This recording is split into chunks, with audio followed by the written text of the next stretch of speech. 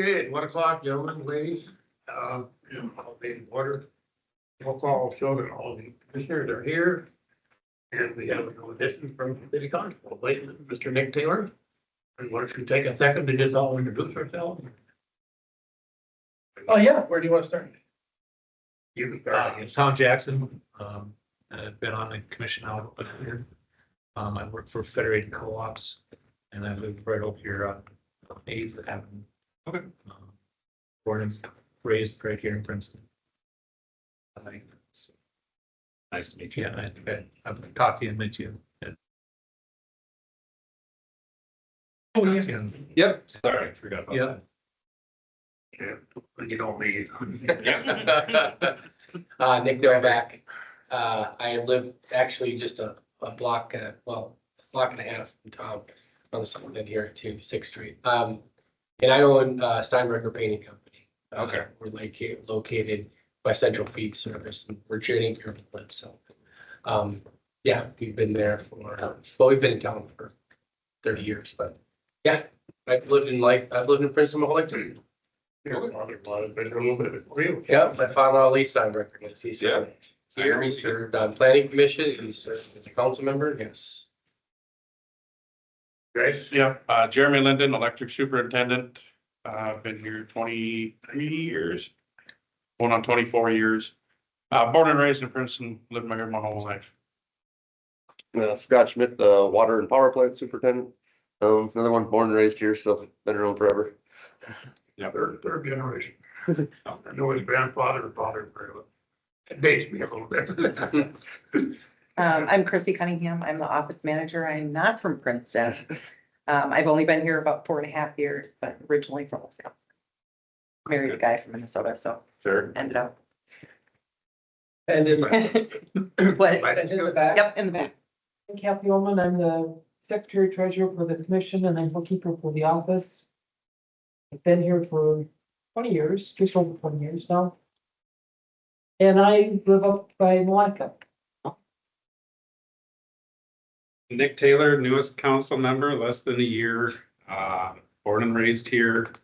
Live on the north end of town, don't hold that against me. Back in the day, that was different. Right? And, yeah, generations here, grandpa and grandma own Frank's Bar where the VFW is in town. A bunch of other Prescott relatives own bars. I guess that's the family business. I didn't go into it, but I did take a brewing certificate course at Dakota County Technical College. So I guess extended in that way. Happy to be here. Yeah, well, good to have a good relationship with the city, which we have, I guess. Saw an opportunity. More doesn't hurt. More is better. More is better.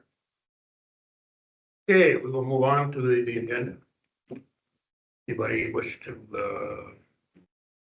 take anything away? Actually, Mr. Chair, I would like to add something. Sure. Under 7A, this would be, 2, double I. I would like to add in Northland engagement letter. Okay,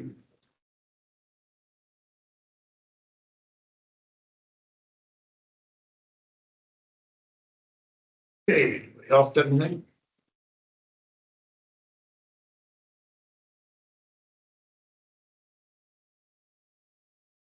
I'd like to make a motion to approve the agenda as, with the modification. Second. Okay, second. Any other discussion? Hearing all in favor, say aye. Aye. Opposed, that carries. One, number 3, election of officers. We didn't know if we didn't. I mean, I guess our commission is, they didn't act on it, so it's Well, the same. yeah, well, Mr. Chair, if I may. Sure. So the commission always appoints its officers in January, for that year. And so then every January, the practice has been for the commission to appoint for a chair, vice chair. So technically, the chair and vice chair have turned out and the commission can do whatever its prerogative is on that issue. But I would recommend, a selection of chair for the meetings. Yeah, I prefer, I know there's a little bit of ambiguity in terms of, you know, your appointment that will now be up in what, March, I believe. So I would still prefer, I'd like to nominate, you to still continue to be, the chair. I just state that because you have by far the most experience. I think you do a great job. You provide a lot of experience and leadership to this. You're kind of, you're super important, you have a super important role in this commission, and I'd like to keep you as chair if you're willing.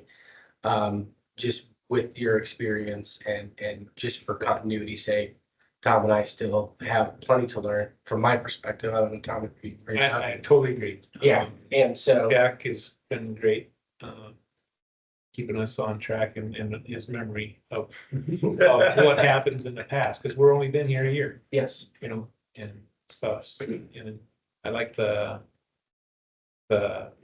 connection with city council. So, yep, I do too. And to that end, I would, you know, I'd love for the city council to affirm he has an application, and I'd love to see that continue. So, Jack just, yeah, like I said, he's passionate about public utilities. He's passionate about learning about it, and we really appreciate his experience and knowledge. Yeah, we have official action yet, but Yes. I'm very humbled by your support. Phew. Yeah, humble. Appreciate it. Thank you very much. Yes. So I guess we do an official action. I'd like to make a motion to nominate Jack Edmonds to continue as chair. Second. Motion second, all in favor, say aye. Aye. Opposed? Well, I guess all three, right? then on a second note, I'd like to keep Nick as vice chair. Okay. If he's willing to keep. I, yeah, as long as you don't want to have it. I'm finding worker bee. Okay, I guess then I could take the action, I make the motion for Nick. and I'll second it. All in favor, say aye. Aye. Opposed? That carried. All right. Okay, we have our officers. We'll move on to public comment. Buddy, Nick, you would be the one if you have something you want. Yeah, I'll just say I concur with what just happened. Same thing happened with planning commission, so that makes sense to me, and I agree with everything everyone said. I'll note that that's the first public comment we've had since. Congratulations, Lynn. I've been on the convention, so. People, we can check that off. Note that historical moment, Nick Taylor glad handed. Yeah. No. I don't know if these guys want to say something and don't. Or what. Okay, next, thank you, Nick. Move on to the consent agenda. I don't know, you want a couple that I brought up? Well, Jack I did, don't want to pull anything off. yeah, let me just say this, Quick overview. Jack asked a few questions about the reliability report just because the statistics are confusing. They're very industry specific, so he asked a few questions about what the numbers mean, so I went through that. And actually Nick emailed me a couple of questions, so I responded to him as well. Hopefully, I didn't answer your question about that. So with that, I didn't receive any other questions, and like I said, they were clarification. Okay, I make a motion to approve the consent agenda. we have a motion, Second, we have a second. Any other discussion? Hearing none, all in favor, say aye. Aye. Opposed? That carries. So we will move on to the reports. I gonna presume everybody has read them all. Anybody have any questions on any of the reports?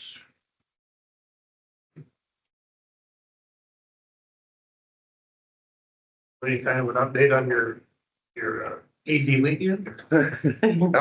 I don't have a whole lot of numbers here yet. We've been kind of scrambling through, but the power plant's been essentially running since Friday afternoon. We've had from Friday afternoon till now, I think there's only been a few short periods of an hour or two shut down in between, just as the scheduling's come in the way we've been scheduled, so. Yeah, we've been trucking along pretty much nonstop since Friday. I got another question I have was, when we generate power, is our power staying pretty much in this area or we just pumping it on? It's, Kind of hard to tell. yeah, and it's going, we're using, and then we look at the transformer. I mean, some of it never goes back out the transformer, just goes out through the distribution. We do export some into the grid. How it all lays, it's kind of a, So I'm gonna answer it two ways. So from an accounting standpoint, it all goes into the grid, SIPA meters that, goes as an injection point. We still purchase everything from the grid to supply our customers, so that keeps the contract on. From a physics perspective, the grid is like a big swimming pool. And so you put stuff in and you take stuff out. And if you take stuff out near to where you put it in, you're probably using what you put in.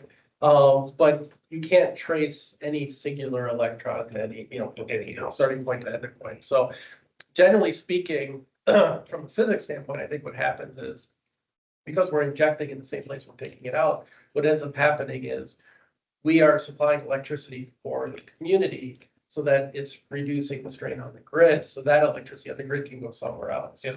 Take the path at least for this case. It's basically, Yeah. if we're generating 12 megs and our load is 4, we're exporting Yes. is generally how that. So if we have, In the simplest of math terms. Yes, that's a very good point. if our outside grid is shut off, we can power up, and then that, it does just run the city. yes. If we disconnect, we call it island mode, if we're islanded. What it means we're not plugged into nobody, we got what we got here. And we've done that a couple times, a couple years ago, when we had some issues down there, and then there was when the transmission line coming up from Zimmerman, Elk River, whatever that way, when that goes out, then we're on our own pretty much. So, And then when that happens, correct me if I'm wrong, but the generators will actually rev up and down Yep. to meet load. In this situation where we're not island, they're just running. yeah, we got them at a steady cruise control right now, where they're just there, what we tell them to be at. When we're taking the load, holding the town, we'll put, usually the biggest one we'll put on swing. So it's the up and down to kind of keep it in the middle so that if it's got room to go either which way, depending upon demand. What bunch of people turn a bunch of stuff on, that motor can pick up. If everybody shuts stuff off, it can throttle back down, kind of a swing motor. So how we'd run that. Campbell, if that happens, we'll get cut off. How, we don't have a lot of history of the game, but how soon would they be up and running in that town? The cat is on within minutes. The rest of it depends on how we can do it as fast as 15 minutes, 20 minutes. It takes us, we have to step it up. It's probably, if we're in the plant and things go out, we can be up and going and have the town, everybody picked up, I'd say in an hour. Then we get old units fired up. Instead it'd be kind of tiered up. We take so much at a time and then we wait till everything settles out, then we'll grab some more. So that we don't overload the generators, essentially kill it. So it's kind of keep turning on one light bulb at a time until we get everything in I town. think the last time when that guy wires got hit down by Prairie Restoration and knocked the transmission line out. I mean, we were here, You know, and I think we had everything back up and going. It was like 30 or 35 minutes. I mean, we were all standing here. So basically what we ended up doing is we go down, some of us will go down to the south sub. And we'll open up the circuit switcher, disconnect from the transmission line. And then tie the subs together, and then we basically turn on one breaker at a time. And then, because if you go in and just boom, boom, boom, boom, boom,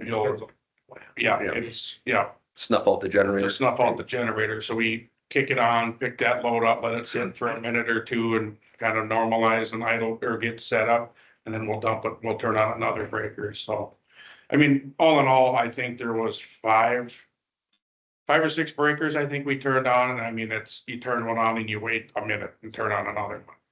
So. Do we try to prioritize like the hospital area maybe first or something? Yep.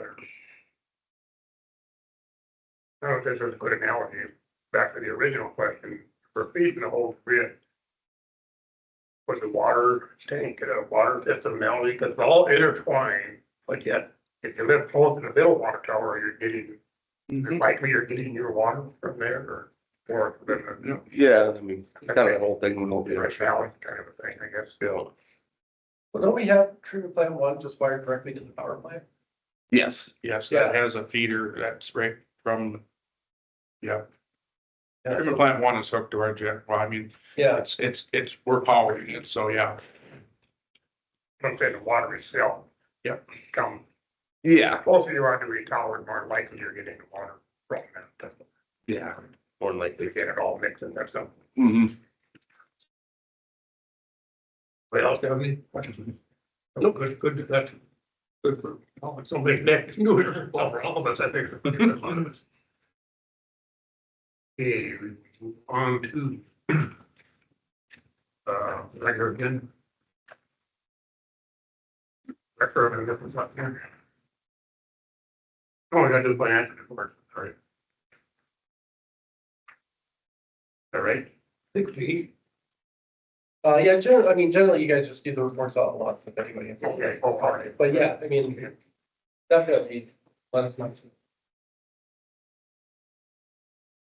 Okay, we'll move on to, the regular agenda. For A, electric cap plan, phase 2. Yes, Mr. Chair. Yeah, I'll take this one. In your packets, memorandum 26-05. We continue to move forward on the electric cap plan that the commission approved back in 2021. The latest step was to publish a bid package, what the commission had approved back in December.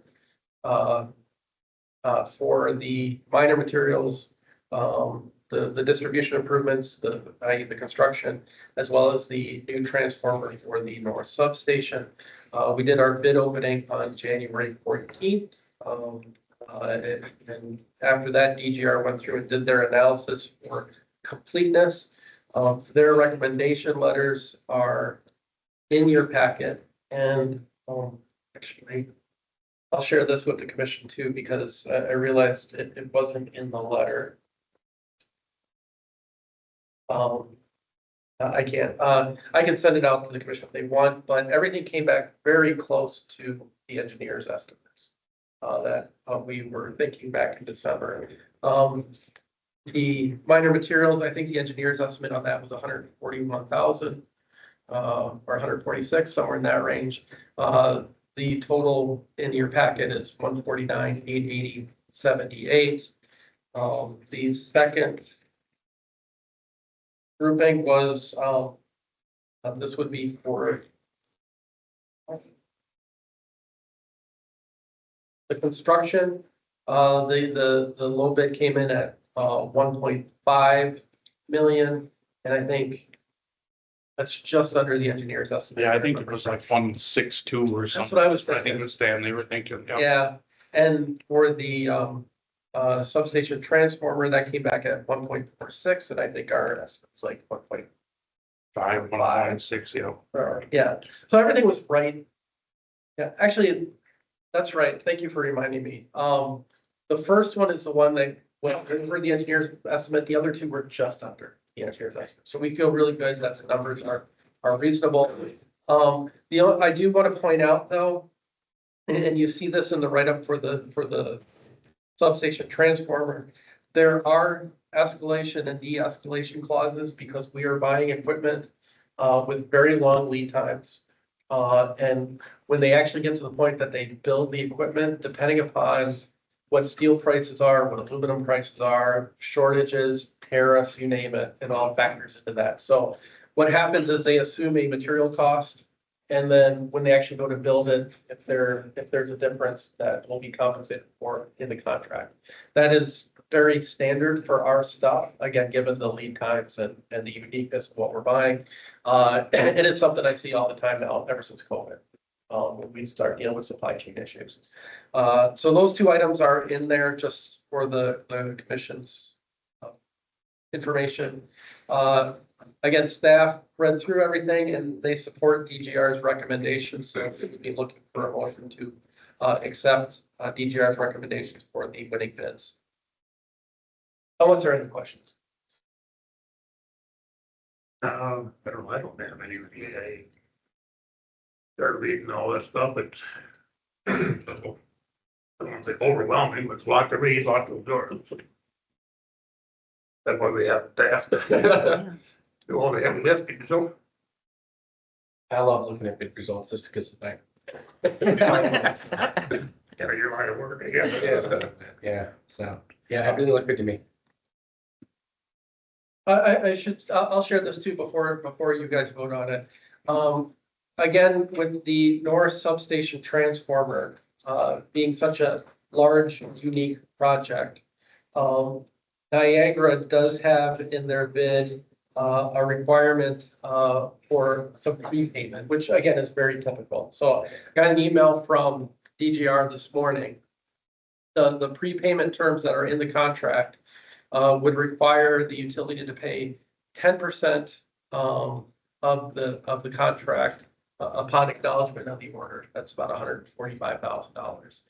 And then once the drawings are submitted and approved, which it would happen in the April-May timeframe, that would be, they would require 40% payment done, which is about $580,000.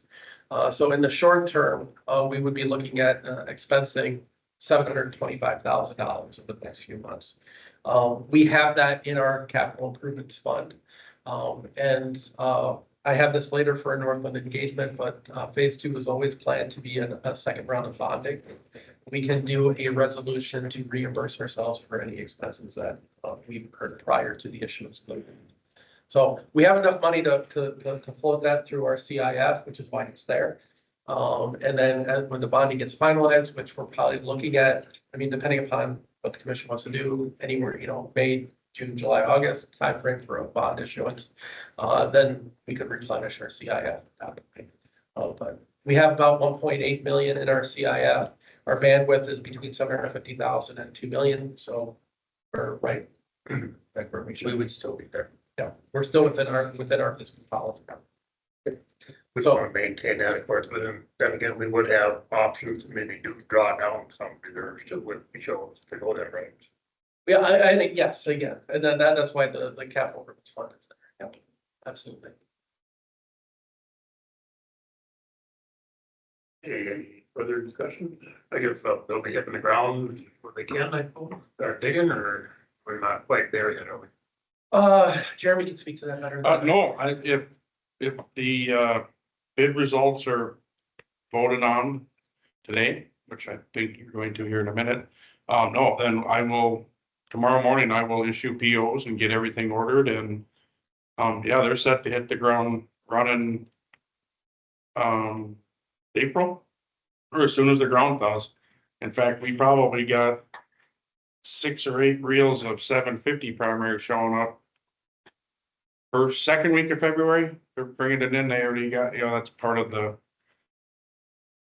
they had some sitting there, so they don't run that very often, or you got to get in the queue to get from these cable companies. And so they had one open up here right in the middle of January. And I said, well, we'll take it. So at least we got something to start with. So, and we've got some stuff left over in our inventory from previous to the project phase 1 and part of phase 1 that we can use to keep going until the majority of this gets brought in. I mean, those inventory numbers and our extras and or whatever from phase 1 were taken into account for what we needed 100,000 feet and we had 25,000 feet. We only bid 75,000. So it isn't like we're going to be sitting on a pile of wire when we're done. So I guess I probably should know the answer to this, but what is the timeline for phase 2? Each phase is about 2 years of construction. That's what we're planning on. So 26 and 27, yeah. With the meter cut over might be late 26, 27, and maybe into 28, but just because we got to get so far ahead so we can start hooking people up to it.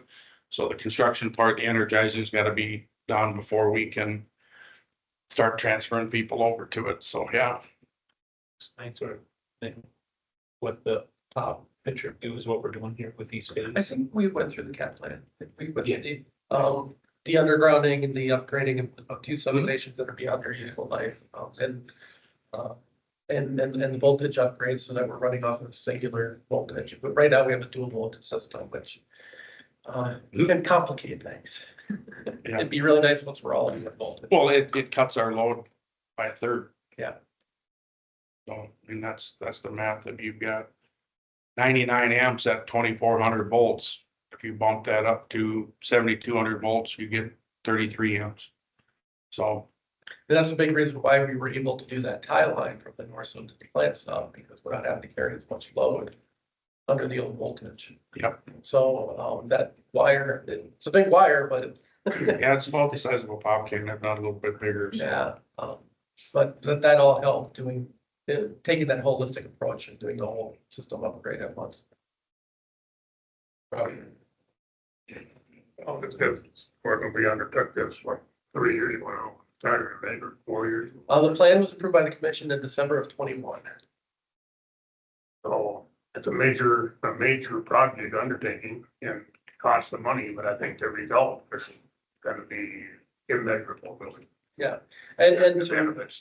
to recap, and Nick, this is probably more for your benefit. Phase one, we bonded for. Phase two, we're gonna bond for. The plan has always been for phase three to pay with our cash reserves.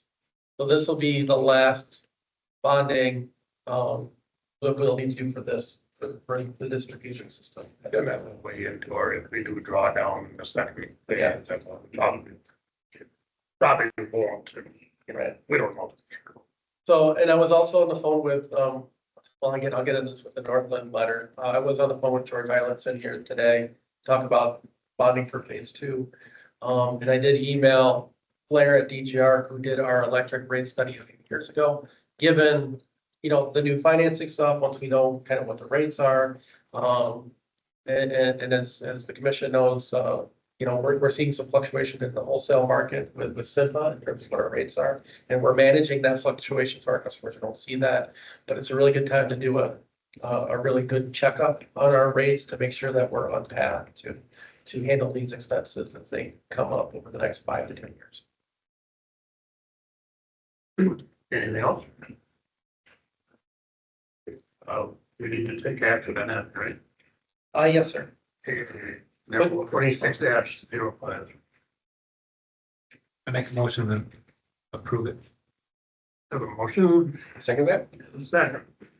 Any more discussion? Hearing none, say aye. Aye. Opposed?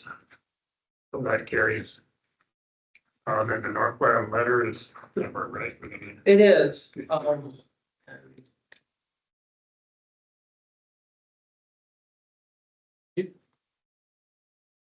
Better, so I apologize for the late addition. As I mentioned earlier, I talked with Northland today. And I'd like to get them started on the second round of bonding.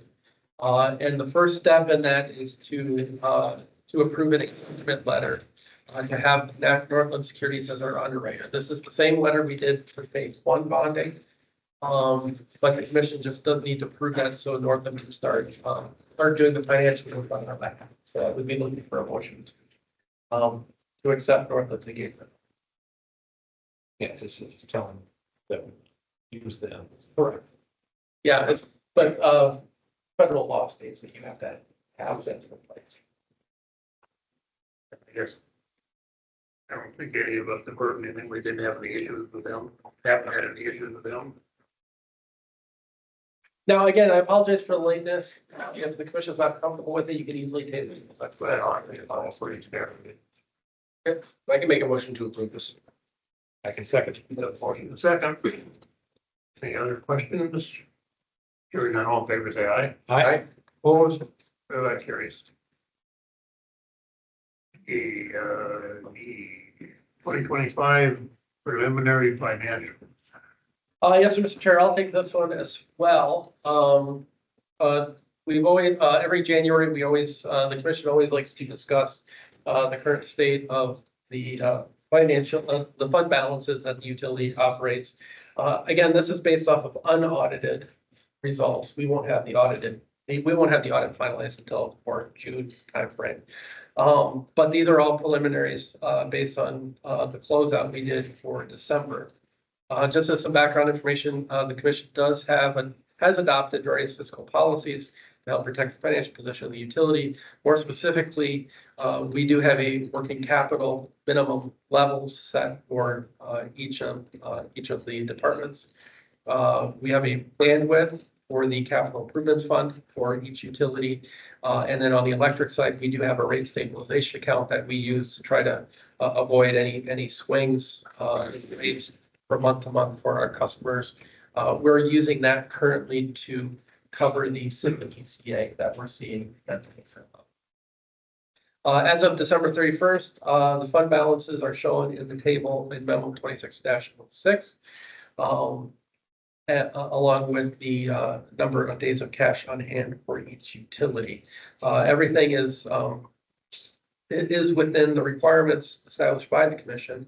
I would point out that the working capital balance for the electric is a little bit lower than anticipated, and that's simply due to the timing of some reimbursements from our phase one bonds. We just haven't got those emails. They have been reported. Once those come in, we do expect the days of cash on hand to meet or exceed 180 days on the electric side. I did want to point out too, another impact on these amounts is that SIPA had identified an inconsistency in how they were doing their ECA calculation in 2025, which resulted in an overcharge to all members.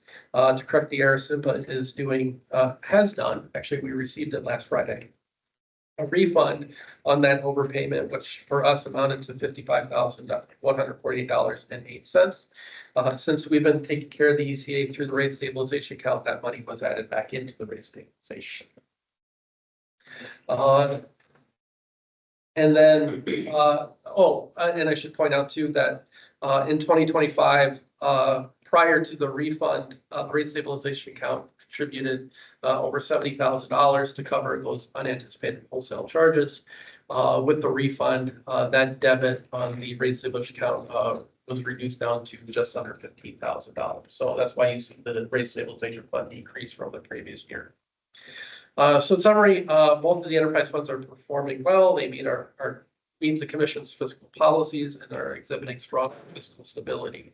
As a result, the commission may wish to consider transferring funds to the city of Princeton as they've done in years past.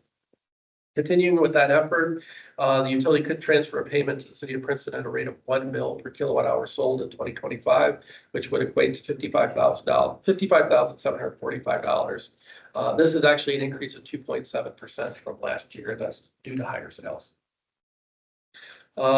I also just want to point out that the cash transfer is only a portion of the total pilot activity that to the city. Other non-cash items include operation and maintenance of all street lighting, reduced cost for sewer billing, in-kind contributions, all of which are estimated to be about $172,000. I should point out that that does not include costs for capital equipment necessary to provide the services above. For example, and what I mean by that is we don't include the depreciation on the water meters and the AMI system that we built, but that data is what is used to calculate what the sewer charges are per customer. So it's truly just an O&M cost. We haven't gone that far, that in depth on it. I also want to point out that the city has collected and transferred to the city. The utility has collected and transferred to the city over $88,000 in franchise fees in 2025. So with the cash transfer and all other value that the city has received, equates to about $316,000 or 4.5% of electric revenues collected from utility ratepayers last year. So with all that, potential motion, if the commission wants to continue with this write-up, is to approve a pilot cash payment to the city of Princeton in the amount of $55,745. Okay, I had a couple of things I want to point out. It looks like the water plan number of days. What did we have for a rent there? Or we're showing 829 days. Yes. What are their All we have is a minimum set at 300. Now, part of the reason why that's so high is because we ended up bonding for the North Water Tower instead of paying for cash, which was the original intent. The reason was because we have quite a few water projects coming up. Plus, we've got PFAS kind of hanging out there over our heads. This number, this number, the commission would need to make a decision this year on the Third Street project. If you remember in December, the commission approved an engineering feasibility study that showed that the cost of that project was going to be kind of around the $800,000 mark. Now, Scott and I are hoping it's gonna come in less than that. But we're still talking, a significant portion. That we were not planning on bonding for, so that's going to come out of these cash reserves. So we are sitting high right now, but give us 6 months. Spend it. Well, you anticipated my question. Can I ask a question, Keith? Yes, sir. I don't, and you know this better than me, but would it help? I know capital improvement for you is different than capital improvement for the city, where we're like thinking roads and everything. Could it help conversations if those monies that are already kind of earmarked for something were in a fund outside of that, where then folks wouldn't look and not objectively be like, they got like $5 million extra here, that kind of thing? Yes, I agree with you. The only reason I hesitate is it's Kathy and me. Sure. Yes, when I do get envious when I look at Rochester utilities and the amount of tracking and the stuff that they can do. Because they have the staff time to do it. Given that, and the city, neither the city nor the utility has a finance director. Where it limits what we can do in terms of complexity tracking. Sure. So I think it's a wonderful point, which is why when I do these presentations, I always like to remind everybody watching that we have some significant large capital projects planned through the next 5 years. And so a lot of this money is there for a reason. So your point is well taken. It's just that's where I struggle with a little bit. It's just I wish I had a whole department of counties. And then we could provide a lot more detail like that. But that's the simplest answer, the most blunt answer I can give you is why it's not that. That's a good thing that, when I first started getting into it too, I struggled with that, because the street talking, well, dude, you there. Well, Yeah. go back to Brad, I don't want to, what it is. Government loves monies to play with, so. Oh, yeah. Yeah, so we've tried to keep it pretty simple with just capital reserve or cash reserve capital. Yeah. Improvements, and then on the electric side, because of the volatility, having a rate stabilization account so that we can provide stability and predictability to markets. And then that, when it's a water too, we do have a couple of projects down. Yeah. That's not known. The other thing too with, Keep it with up to the roots. Yeah, the other thing too with water, which is, we see these differences between water and electric. It takes a long time typically to build up cash reserves in a water utility. And then you spend it overnight. And then it's a long slog to get it built back up again. Electric, and you'll see this in the reports, has a lot more revenue coming in. So it's usually a little bit easier to replenish funds on the electric side. Than it is on water, just because it's a lower volume, lower cost service that we're providing. So it takes time. Yeah. So we're just happy to be at that point where things are looking really good. Yeah. And then all of a sudden we'll be rebuilding again. Because we paid off the bonds for treatment plant 2 just a couple of years ago. Yeah. It's coming this year. There's a, No, oh, we're in 2 more years. Oh, I thought, okay, I'm sorry, I thought we paid that one off. Okay, well, we're getting very close to having all the water bonds paid off. And at that point, that usually means time to rebuild everything, because I know water treatment plant 1, you and I have talked about is those tanks we might getting close to a rehab on it. I mean, it's still good, but it's 20, almost 30 years old. It was here before I started. So it's getting to the point Oh, I of, mean, you that's my metric. As long as it wasn't here before you were born. Right. And this just, I think, speaks to good management past, too. We are anticipating these major projects and trying to be set forward with their approach. Yeah. So that we can, Mhm. nobody had a magic ball or a crystal ball. And the other thing I wanted to, anybody have anything else? Did you have another? I was just gonna say, I don't know if I missed it, but for like phase two, what was the bond term that you were talking about, the bond for phase two? Is there a certain term of years of We typically do 20, 20? right, Kat? We did a 20 on phase one, and my intent would be to do the same. Talking with George, the rates are coming down a little bit right now. They're trending down a little bit. We're hoping to get some favorable numbers. Just so the commission is aware, it's, I guess I didn't quite realize this, but it's been a long enough period of time since we did phase one bonding that we need to go through the rating agencies again.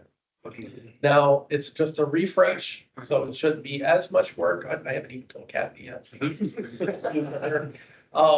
We will have to go through a reissuance of our rating, but it should be a much quicker process.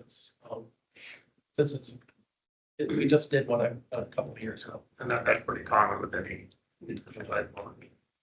I was kind of hoping we wouldn't have to redo it. What's that process look like? We, Super. Just looking at, I mean, looking at all our audited financials. Yeah. but we also hire somebody. We hire. Spend some money.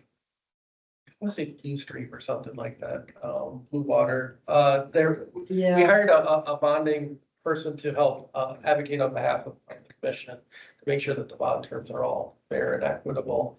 And then we would work with Moody's, which is who we did last time, to figure out what our rating is. And if it comes back and we disagree with it, then we have an opportunity to ask what, explore that a little bit more and state why we think that is or is not important. And they can adjust it after that sometimes. But generally speaking, for a utility not this small, gotta get what we get. But Moody's will do that. Yeah, I got one more thing, anything else on this? Okay, I just want to put a little history perspective on the pilot. Prior to, well, okay, I don't know how long it's been in place, that probably forever. There's been some kind of a pilot, who knows what, through the records, but where you can find, but when I first became familiar with the whole process, there was a number. I have no idea how it would be right that. But somebody just pulled it out of their butt, or they must have been some kind of a conflict. I don't know. I just don't know. Well, then of course, I don't want to dredge up too much bad memory, but we had a little hiccup for about a year, I guess, so. And then Mr. Butcher, his credit, his vision, I could talk about it forever, but he came up with this formula we use today, where it's attached to, it has a nexus to the amount of electricity. So what benefits us, benefits the city. We have now a baseline, something to work on. And any expansions, I'll just leave it there with our electricity output, we're gonna just help everybody. Just a little history. Mhm. Have I missed anything, Keith? No, I think that was a very accurate representation of how it all unfolds. So again, by using this connector, nexus to the kilowatts, it gives you a constant baseline. Yeah, I had to Google what a mill was. Oh, Keith was so confident. I'm like, I had asked him twice. did you pull up any pictures of mills? They used to make them.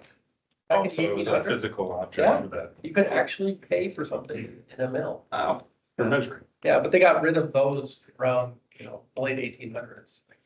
Like penny. Yeah.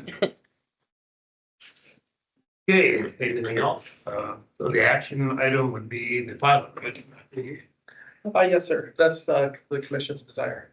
I make a motion to approve the pilot payment to the city. $55,745. Second. We have a motion and a second. We have more discussion. Hearing none, all in favor say aye. Aye. Opposed, and that carries. So. We'll be sending a cap to Denny for 15 years. I thought whatever. Okay, moving on to C. I know this is Chrissy's favorite subject. She can take this one. All of it. So as the commission knows, we contracted to get new utility billing software. The process began in August and has not gone as well as I wanted it to. There have been quite a few hiccups. However, staff have been amazing. We've done a lot of manual entry. We've done a lot of data reports and comparing things. So we came to a head this week. We had anticipated printing bills out of the new software for January. That did not happen. There are components that are missing in order to have that go. We didn't get them. However, we are getting there. So we now have been talking with somebody over at Cassell who's advocating for us. And we anticipate printing our first ever bills out of the new software in February. So we have a timeline planned for how we want things done, when we want them done, when we have to have them done. And then that will also give staff enough time to do comparisons between the old system and the new system to verify that everything's correct. And it seems to be working. But we do still, the things that we've been able to do with the software so far we've really come to learn that our previous system was a little antiquated. The billing clerk and bookkeeper have found errors from our old system, not errors that would, that are crazy insane, but things that we can just tighten up on our end for billing. So the billing process is taking less time with the newer software, which has been really great as well. So I think we're adjusting and we've got a plan in place. I don't know if you want to say anything additional or. Yeah, a couple of things. So, yesterday I talked with Dave for just under an hour. He's the vice president for implementation for Cassell. So we had a really good conversation. And as Chrissy pointed out, we established goals and timelines, deadlines and stuff over the next 4 weeks. This week is going to focus on the bill print file and the daily balance file. Next week, we'll get the GL codes all updated to where Power Manager ended on December 31st, so that those account balances are same. So when we go into the new system, we're starting where we should be starting. They've agreed to provide us with a bunch of extra training the second week of February on the GL side, because Kathy had her training back in August, and so obviously that's a while ago. So they offered whatever refresher courses you need to that. Then the third week is when we'll do the meter read imports. That's our normal schedule. We'll have a week to just really kick the tires. Katie and Chrissy and Connie and Kathy and I will be able to go through and just double check, triple check everything, with the intent of printing out the last week of February. And then first week of March, we close out February. Then we're off and running. That's the plan. Dave was apologetic. He said this should not have happened. Part of, I think we were the unfortunate victims of timing. Cassell and Civic merged in July of 2025. We did our training on August 1st of 2025. They mentioned that every client that they had onboarded over the last 6 or 7 months, they're triaging. Right? So they understand that they're running into some internal issues. I would say some differences in culture between the two organizations. Anybody who's been through a merger probably realizes. how heavy of a lift that is. I've given them some feedback on their onboarding process and their training, which, they were very receptive to. Dave has personally committed to making sure these things get done. He's given us his direct line. And he picks up every time we call. So we have made a lot of progress the last week. Yeah. And I told him we did have to make a decision to print out a power manager, but I do not want to let off the gas. And he agreed. They are, he has committed to getting us. So, not ideal. Hats off to staff for going through this. I told Dave the same thing, which is we still see value in the software. That it's going to be able to streamline our process. It's going to be able to, we're going to be able to expand upon that and improve our services to our customers. It's been, I always expected some pain. This has been more than it should have been, but we feel like we're so close on this that with a definitive goals and deadlines and everything else, we think we can get this across the finish line here in the next month. So that's where we're at. Obviously, this is cost us. No, it has. It's of our own time. Correct. We have, so the way the contract was set up is we paid half up front, and then half after implementation. So we didn't pay that second half. You have to be fighting with that. Oh,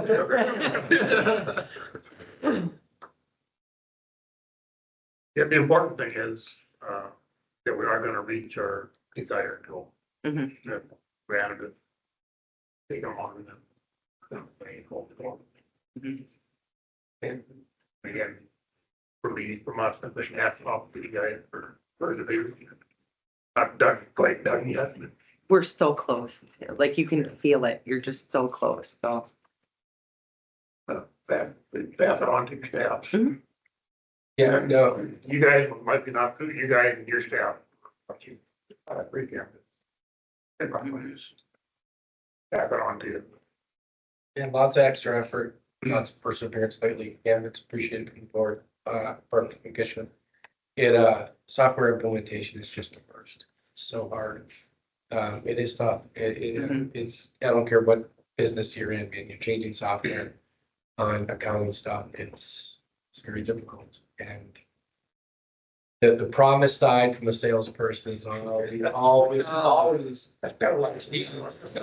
actual cost and pain involved in implementation. It's just that they're selling, they're not implementing. They make it sound so easy. Yeah. just, It's easy.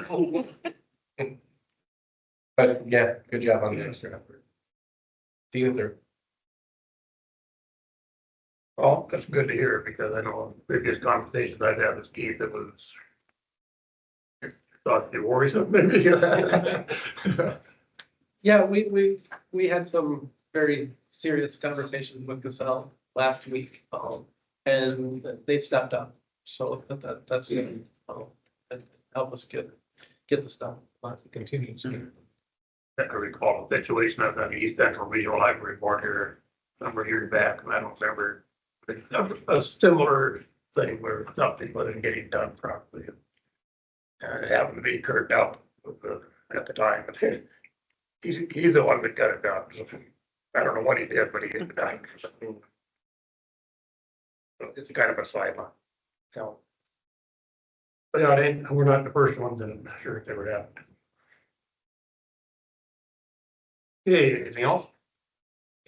So yeah, no action required on that. We just wanted to give it. Yep, thanks. Yeah, good. Yeah. Okay. And continue updating until it's Yep. final. and Yeah. complete. Get the bills, the bills are going out through Casella like you're supposed to. You might want to have a little party here. Maybe, we'll see. Maybe